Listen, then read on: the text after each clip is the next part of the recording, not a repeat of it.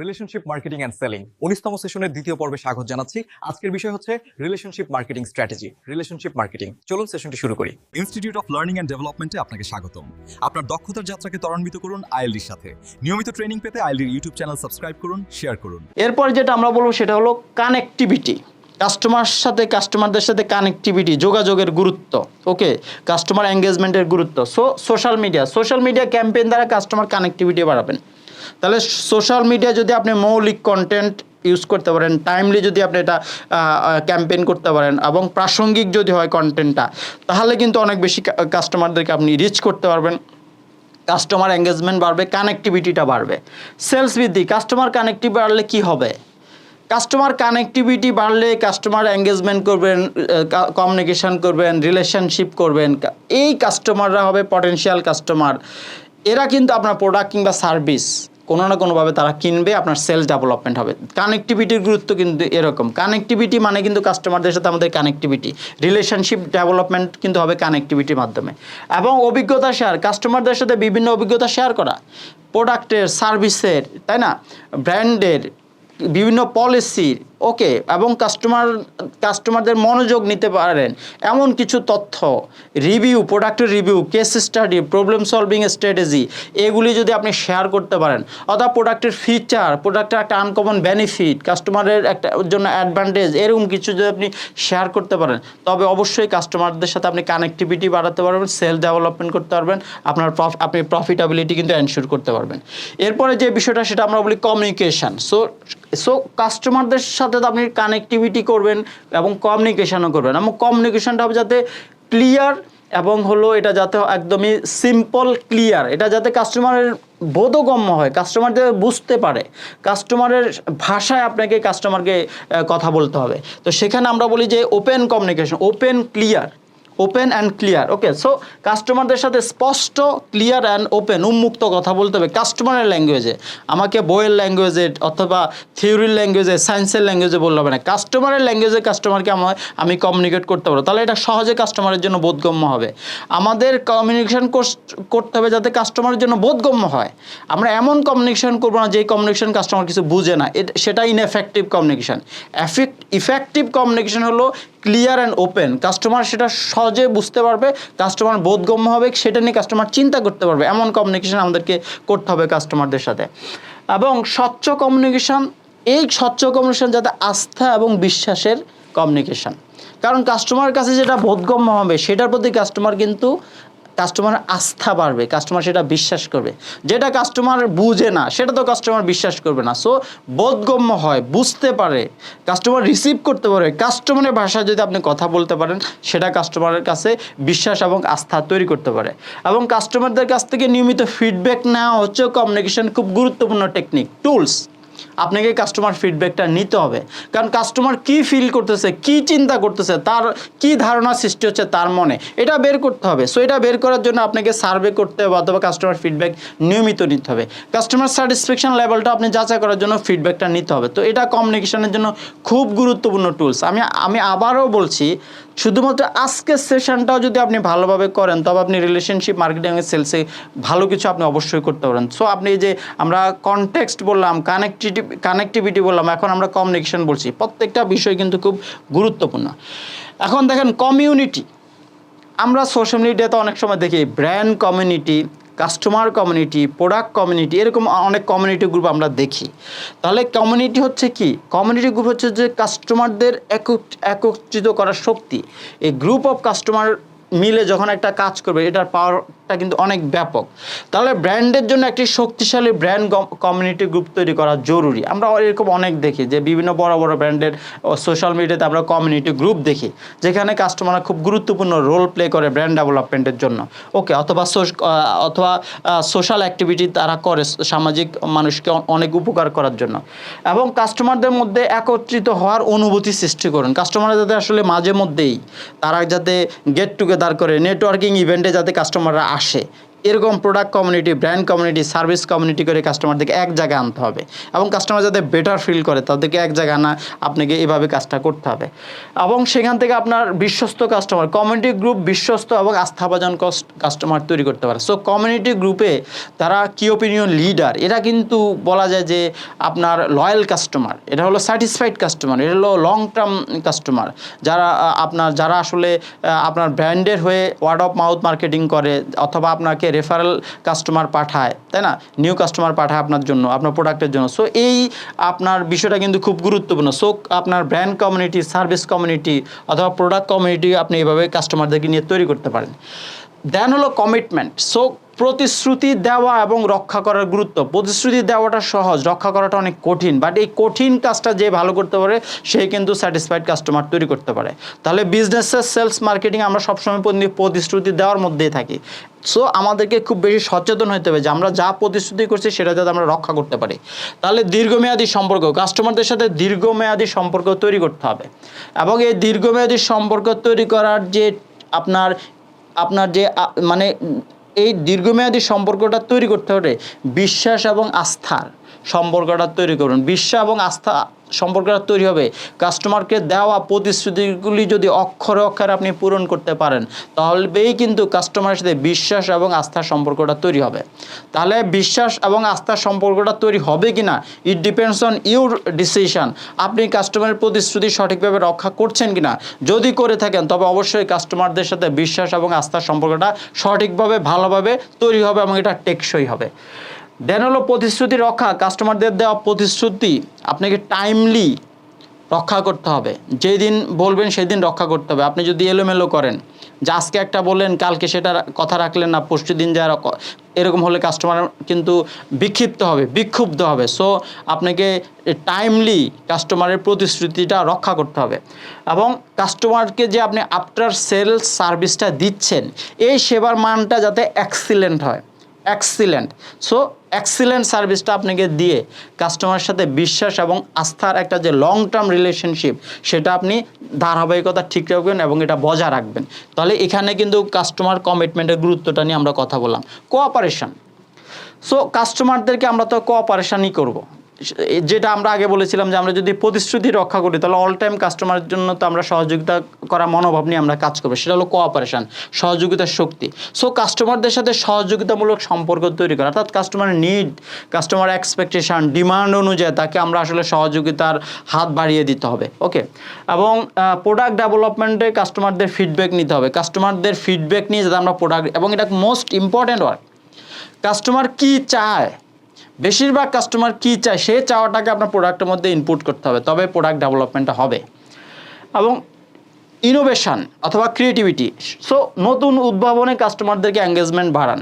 So কাস্টমাররা নতুন কী চায়, সো এটা কাস্টমারদের থেকে সার্ভে করে ফিডব্যাক নিয়ে আপনি নতুনত্ব তৈরি করতে পারেন প্রোডাক্টের মধ্যে। তাহলে আপনি যখন প্রোডাক্ট ব্র্যান্ড এক্সটেনশন করবেন, নিউ ব্র্যান্ড লঞ্চ করবেন, নতুন প্রোডাক্ট লঞ্চ করবেন অথবা ব্র্যান্ড লাইন এক্সটেনশন করবেন, তখন কিন্তু আপনাদের এই ধরনের ক্রিয়েটিভিটি, ইনোভেশনের আইডিয়াগুলি কাস্টমারদের কাছ থেকে আপনি নিতে পারেন অথবা যারা ইনোভেটর তাদেরকে আপনি ফলো করে কাজটা আপনি করতে পারেন। কনভিনিয়েন্স, সহজলভ্য করার গুরুত্ব।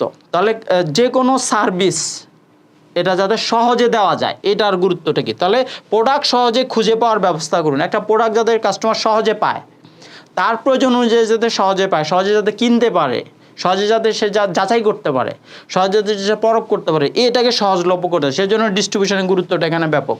তারপরে সহজে প্রোডাক্ট যাতে সে সহজে ক্রয় করতে পারে, কেনার প্রক্রিয়া যে জটিল কঠিন হয় অনলাইনে অফলাইনে, তাহলে কিন্তু কাস্টমার কিনবে না, কাস্টমার কোনো ঝামেলা নিতে চাইবে না। এই প্রক্রিয়াটাকে সহজ করতে হবে এবং বিক্রয় পরবর্তী যে সেবা আফটার সেল সার্ভিসটা এটাকে খুব সহজ করতে হবে। এটা কমপ্লেক্স না, জটিল না, লেন্দি না, এটাকে খুব সহজে যাতে কাস্টমাররা পায় এই ব্যবস্থা করে দিতে হবে। তবে আপনি কিন্তু কনভিনিয়েন্স অর্থাৎ সহজভাবে আপনি কাস্টমার সার্ভিসটা আপনি সঠিকভাবে দিতে পারবেন। এটা কাস্টমার ফ্রেন্ডলি, কাস্টমারদের স্যাটিসফ্যাকশনটা বাড়বে। কস্ট। সো কস্ট এখানে হচ্ছে ভ্যালু, মূল্য। তাহলে মূল্যের ভারসাম্য, স্পষ্ট মূল্য নির্ধারণ করা, অর্থাৎ আপনি প্রোডাক্ট সার্ভিস অথবা ব্র্যান্ডের প্রাইস ফিক্সেশন করবেন এটা যাতে ক্লিয়ার হয়, এটা কাস্টমারের সাথে যাতে যৌক্তিকভাবে আপনাকে কাস্টমারকে বুঝাইতে হবে।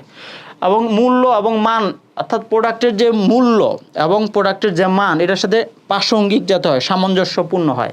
এবং কাস্টমারের মূল্য প্রত্যাশা বিবেচনা করুন, কাস্টমার আসলে একটা প্রোডাক্ট কোন প্রাইসে আশা করে সেটাও অনেক সময় আমাদেরকে বিবেচনা করে দেখতে হবে, বোঝার চেষ্টা করতে হবে। ওকে, আমরা কাস্টমারের এক্সপেকটেশনের চেয়ে যদি বেশি প্রাইস অফার করে অনেক কাস্টমার আসলে সেটা কিনবে না, অথবা সে অন্য কিছু খুঁজবে। এর জন্য আমাদেরকে বিশেষ করে কস্ট অথবা প্রাইসের ক্ষেত্রে এই বিষয়গুলি আমাদেরকে আরও ভালোভাবে চিন্তা করতে হবে। চ্যানেল, সঠিক মাধ্যম চিন্তা করে আপনাকে সোশ্যাল মিডিয়াতে, অনলাইনে বিভিন্ন প্ল্যাটফর্মে আমাদেরকে প্রমোশন করতে হবে। ওকে, যাতে আমরা ওয়েবসাইট ট্রাফিক বাড়াতে পারি, ভিজিটর বাড়াতে পারি এবং তাদেরকে মনিটরিং করে আমরা যাতে কাস্টমার হিসেবে পরিণত করতে পারি, রূপান্তর করতে পারি। তারপর ক্যাম্পেইন, আমরা আসলে প্রাসঙ্গিক রিলেভেন্ট ক্যাম্পেইন করব সময়ের সাথে, বাস্তবের সাথে মিল রেখে। তাহলে লক্ষ্যভিত্তিক, উদ্দেশ্যভিত্তিক, লক্ষ্যভিত্তিক ক্যাম্পেইন তৈরি করতে হবে। সো ক্যাম্পেইনের সুনির্দিষ্ট লক্ষ্য আমাদেরকে নির্ধারণ করতে হবে, ক্যাম্পেইনের জন্য নির্দিষ্ট সময় সেটাও আমাদেরকে সেট করতে হবে এবং ক্যাম্পেইনের ফলাফল যেটা আসবে সেটাও আমাদেরকে পর্যালোচনা করে আমাদেরকে পরবর্তী পদক্ষেপ নিতে হবে। এবং ক্যাম্পেইন তো মার্কেটিংয়ের মোস্ট ইম্পর্ট্যান্ট পার্ট। ক্যাম্পেইন ছাড়া তো আপনি আসলে একটা প্রোডাক্টের সেলস, গ্রোথ, কাস্টমার কিছুই আপনি ডেভেলপ করতে পারবেন না। সো ক্যাম্পেইন খুব গুরুত্বপূর্ণ বিষয়, ক্যাম্পেইনেও আমাদেরকে অবশ্যই সচেতন হতে হবে ক্যাম্পেইন অফার করার ক্ষেত্রে। ক্যালকুলেশন, ডেটা ভিত্তিক সিদ্ধান্ত, সো ডেটা অ্যানালাইসিস, তাহলে সকল মার্কেটিং কার্যক্রমের ডেটা সংগ্রহ এবং বিশ্লেষণ করা। কারণ আপনার ডেটা মানে ডেটা বেস ডিসিশন, অর্থাৎ আমরা ডেটা অ্যানালাইসিস করে সেলস মার্কেটিংয়ের গুরুত্বপূর্ণ সিদ্ধান্তগুলি আমরা নিব এবং বিভিন্ন পদক্ষেপে আমরা আসলে রিভিশন করব, রিভিউ করব, স্ট্র্যাটেজি আমরা নতুন তৈরি করব। Data analysis must. এবং মার্কেটিং কৌশলের কার্যকারিতা, একটা মার্কেটিং ক্যাম্পেইন ইফেক্টিভ হচ্ছে কিনা এটা ডেটা বিশ্লেষণ করে বোঝা যাবে, এমনি নর্মালি বোঝা যাবে না। অবশ্যই ডেটা বিশ্লেষণ করে আমাদেরকে বুঝতে হবে যে মার্কেটিং ক্যাম্পেইনটা ইফেক্টিভ হচ্ছে কিনা। এবং সেলসের পারফরমেন্স, কাস্টমার ডেটা সার্ভিস সার্বিকভাবে মূল্যায়ন করতে হবে, অর্থাৎ সেলস ডেভেলপমেন্ট হচ্ছে কিনা, স্যাটিসফাইড কাস্টমার বাড়ছে কিনা, নিউ কাস্টমার বাড়ছে কিনা, আমাদের লয়াল কাস্টমার রিটেনশন ঠিক আছে কিনা, সব কিছু আপনি ডেটা অ্যানালাইসিস করে কিন্তু বোঝা যাবে। সো ডেটা অ্যানালাইসিসটা কিন্তু গুরুত্বপূর্ণ অবশ্যই সেলস মার্কেটিংয়ের ক্ষেত্রে, কাস্টমার ডেভেলপমেন্টের ক্ষেত্রে। এবং ফাইনালি যেটা আমরা বলবো সেটা হলো কাস্টমাইজেশন, অর্থাৎ একদমই কাস্টমার সেন্ট্রিক যে এক্সপিরিয়েন্স সেটা। তো কাস্টমারদের ব্যক্তিগত চাহিদা, প্রতিটা কাস্টমারের ব্যক্তিগত চাহিদা, অর্থাৎ কাস্টমার যে নিড অথবা কাস্টমার যে এক্সপেকটেশন, এটা আসলে বিশ্লেষণ করতে হবে যে এই কাস্টমারটা আসলে কী চায়, কী আশা করে, তার এক্সপেকটেশনটা কি। ওকে, কোন প্রোডাক্টের প্রতি তার অ্যাফিনিটি বেশি, সার্ভিসটা আসলে সে কীভাবে চায়, এই বিষয়গুলি আপনাকে চিন্তা করতে হবে। কাস্টমারের পছন্দ অনুযায়ী বিশেষ অফার, মানে সিজন অনুযায়ী কাস্টমার আসলে বিভিন্ন অফার বিভিন্নভাবে চায়। তাহলে কাস্টমারদের এই যে ভিউ পয়েন্ট, কাস্টমারদের মতামত, ফিডব্যাক, এই বিষয়গুলি বিবেচনা করেও কিন্তু আপনি বিভিন্ন ক্যাম্পেইন অফার করতে পারেন। এবং প্রতিটা কাস্টমারকে একদমই ইন্ডিভিজুয়ালাইজড, কাস্টমার সেন্ট্রিক সার্ভিসটা দেওয়ার চেষ্টা করতে হবে। এক কাস্টমার নিড এক এক রকম হতে পারে। তাহলে কাস্টমারকে, ইন্ডিভিজুয়াল কাস্টমারকে বিবেচনা করে, তার নিড এক্সপেকটেশন বিবেচনা করে তাকে একদমই ইন্ডিভিজুয়াল সার্ভিস আপনাকে দেওয়ার, কাস্টমার সার্ভিস আপনাকে দেওয়ার ব্যবস্থা করতে হবে। তবে কিন্তু আপনি কাস্টমারদের স্যাটিসফ্যাকশন লেভেলটা ধরতে পারবেন। আর ওভারঅল যেটা সেটা বলেছে কমার্স, কমার্স ইন্ডাস্ট্রি জ্ঞান। সো আপনার ইন্ডাস্ট্রির সাম্প্রতিক ট্রেন্ড, এটাও তো অবশ্যই আপনাকে বুঝতে হবে যে আপনার ইন্ডাস্ট্রি বর্তমান ট্রেন্ড কী, ইন্ডাস্ট্রির অবস্থা কী, সিচুয়েশান কী, গ্রোথ কেমন হচ্ছে, এটার সাথে আপনাকে প্রাসঙ্গিক বিষয়গুলি চিন্তা করতে হবে। ইন্ডাস্ট্রিতে যে কম্পিটিটরদের অ্যাক্টিভিটিস সেটা কীরকম, কম্পিটিটরদের সেলসের গ্রোথ কীরকম, এগুলি খুব গুরুত্বপূর্ণ। এবং কম্পিটিটরের নতুন কোন কোন স্ট্র্যাটেজি মার্কেটিং ক্যাম্পেইন করছে, এগুলি তো অবশ্যই আমরা বিভিন্ন সেশনে বলেছি, এগুলি অবশ্যই আপনাকে সার্বক্ষণিক বিভিন্ন লেভেলে আপনাকে মনিটরিং করতে হবে। তারপর আমি বললাম যে কালচার, সো কোম্পানির কালচার, সো কোম্পানিতে অবশ্যই ইতিবাচক কালচার, পজিটিভ মাইন্ডসেটের কালচার, অর্থাৎ ক্রিয়েটিভিটির কালচার, এটা অবশ্যই কোম্পানিতে আপনাকে তৈরি করতে হবে, কারণ এগুলি কোম্পানির গ্রোথের জন্য খুব গুরুত্বপূর্ণ। এবং কোর ভ্যালুজ, কোম্পানির একটা সুনির্দিষ্ট কোর ভ্যালুজ থাকা উচিত, কোম্পানির এমপ্লয়ীদের মধ্যে সেই কোর ভ্যালুজগুলি তৈরি করা উচিত। যেমন অনেস্টি যদি কোর ভ্যালুজ হয়ে থাকে তাহলে কোম্পানির প্রত্যেকটা এমপ্লয়ের মধ্যে কিন্তু এই অনেস্টির কোর ভ্যালুজ আপনাকে তৈরি করতে হবে। প্রোডাক্টের মধ্যে কিন্তু অনেস্টি আনতে হবে বিকজ আপনার কোয়ালিটির কথা বিবেচনা করে।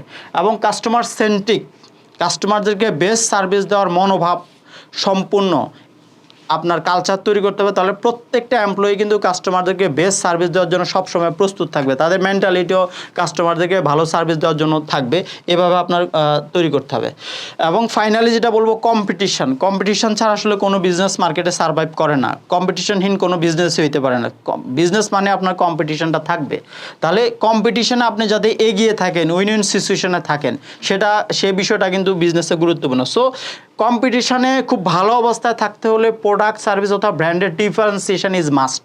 যত ভালো ডিফারেন্সিয়েশন হবে তত ভালো ব্র্যান্ড ডেভেলপমেন্ট হবে, প্রোডাক্ট অথবা সার্ভিসের সেলস ডেভেলপমেন্ট হবে। সো আপনার ব্র্যান্ডকে কম্পিটিটরদের ব্র্যান্ড সার্ভিস অথবা প্রোডাক্ট থেকে ডিফারেন্সিয়েটেড করতে হবে বিভিন্নভাবে, ফিচারের মাধ্যমে অথবা ব্র্যান্ডে আপনার প্রোডাক্টের বেনিফিট এনশিওরের মাধ্যমে, সার্ভিসের বেনিফিট ডেভেলপমেন্টের মাধ্যমে এই ডিফারেন্সিয়েশনটা করতে পারেন।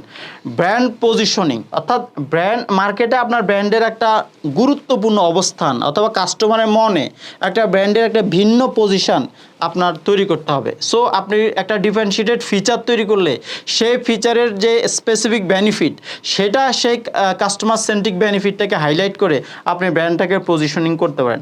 এবং প্রতিযোগিতা যখন আপনি এগিয়ে থাকতে চাইলে অবশ্যই ডিফারেন্সিয়েশন, ক্রিয়েটিভিটি, ইনোভেশন এই বিষয়গুলি নিয়ে যদি আপনি ধারাবাহিকভাবে কাজ করেন, তবে অবশ্যই মার্কেটে আপনি উইন উইন সিচুয়েশনে থাকবেন এবং আপনি একটা বেটার সিচুয়েশনে থাকবেন। তো আজকের সেশনটি আমরা 19-এ আজকে কথা বলেছি যে রিলেশনশিপ মার্কেটিং স্ট্র্যাটেজি। এখানে আমরা বিভিন্ন ধরনের সি নিয়ে কথা বলেছি। আমরা আপনার কানেক্টিভিটি, কমিউনিকেশান, কনটেক্সট, আমরা কালচার, কস্ট, তাই না? তারপর আমরা ফাইনালি কথা বলেছিলাম কম্পিটিশন। সো অনেকগুলি সি নিয়ে আমরা কথা বলেছি এবং রিলেশনশিপ মার্কেটিং অ্যান্ড সেলিং অথবা কোয়ান্টাম মার্কেটিং, ভিডিও মার্কেটিং অর্থাৎ মার্কেটিং এবং সেলিংয়ের জগতে এই প্রত্যেকটা সি খুব গুরুত্বপূর্ণ ভূমিকা রাখবে। তো এই জন্য আপনারা যদি আজকের সেশনটিও যদি ভালোভাবে দেখেন এবং যদি বোঝার চেষ্টা করেন এবং বাস্তবে যদি এই বিষয়গুলি প্রয়োগ করেন, তবে অবশ্যই আপনি বিজনেসে একটি ভালো অবস্থানে থাকবেন, আপনি ভালো ব্যবসা করতে পারবেন। সো আপনাদের সবার জন্য শুভকামনা থাকলে আশা করি আপনি আমাদের পরবর্তী প্রত্যেকটা সেশনই দেখবেন। আপনাদের সবাইকে ধন্যবাদ। আসসালামু আলাইকুম। ইনস্টিটিউট অফ লার্নিং অ্যান্ড ডেভেলপমেন্টে আপনাকে স্বাগতম। দক্ষতার যাত্রাকে ত্বরান্বিত করতে এবং নিয়মিত ট্রেনিং রিসোর্স পেতে আইএলডির ইউটিউব চ্যানেলটি সাবস্ক্রাইব করে রাখুন।